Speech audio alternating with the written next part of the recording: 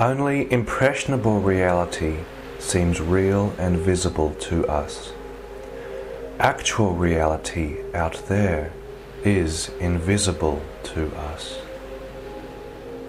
This is the realized motto of today's presentation. It was inspired and came as a result of the following puzzle I put forward to my fellow brother Theosophists recently. Our sun we see in the sky every day is not actually exactly in that position we physically see there and then. There and then, its actual position, as less so with the moon, is most probably a good length and a half ahead of itself, we see there and then. Why is this so? If you are a passionate astronomer, you will definitely know the answer to this one. And for those of us who don't know, the answer is because light travels at a certain speed through space as our Earth also spins. Light is not instantly and immediately present throughout space. If light were instantly and immediately present, we would see things in space where they are and how they are right now. This is not the case. The time it takes for light to travel through space to the witness causes a delay from seeing the actual true position of the object that is in motion, wherever that may be now. So here it is more simply and plainly. The closer the object in space, the truer its actual and witness position is. The further the object in space, the less true its actual and witness position is. So, applying this principle on the greater scale, the light from all those stars we see around us at night has taken many thousands, even millions of light years to reach us.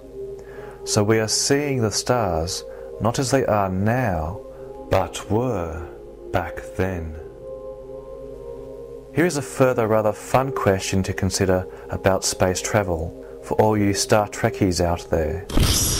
What would happen to the light from stars we see here and now if we were to travel extremely fast through space towards a certain star destination many trillions of kilometers away? The answer? As we travel through space towards the star, that old light we see from the stars around us here and now would shift through space to play light stream accelerated catch-up to how those stars are actually now, and where they are actually now. It would all look very trippy and psychedelic, to say the least. You had just better hope that your destination is still around by the time you get there. So here is another nice image that came to me regarding all this. If you could place your hand out into the depths of space, you would touch stars, planets and galaxies that are invisible to you right here and now. And yet, the light emitted from them all, you are seeing younger, beforehand and previously, where they were someplace earlier. You'd be touching things other than the place you see them. A light mirage of something someplace else. As the motto quote for our discussion today declares, only impressionable reality seems real and visible to us. Actual reality out there is invisible to us. This all sounds very much like the nature of the unseen reality of the eternal, doesn't it? So things unseen as they actually are now are not just happening at the unmanifest level of reality, but also very much at the manifest level of reality as well, as if the two principles of reality are of the very same non-dual nature in relation to us here. So here are some wonderful short verses that came to me regarding all this. We are all travelling within and to destiny that is always now, waiting there for us to find and come back home to. God is very much playing hide and seek with us, not only with Him, but all His universe too. God is always one step ahead of us. We are always playing catch-up with everything around us.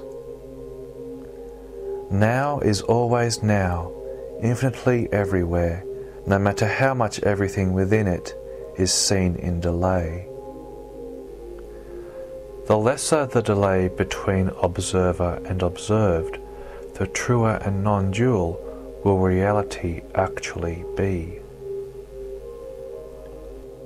The all in relation, seen or unseen, known or unknown, is of and never ever separate from the infinite eternal absolute.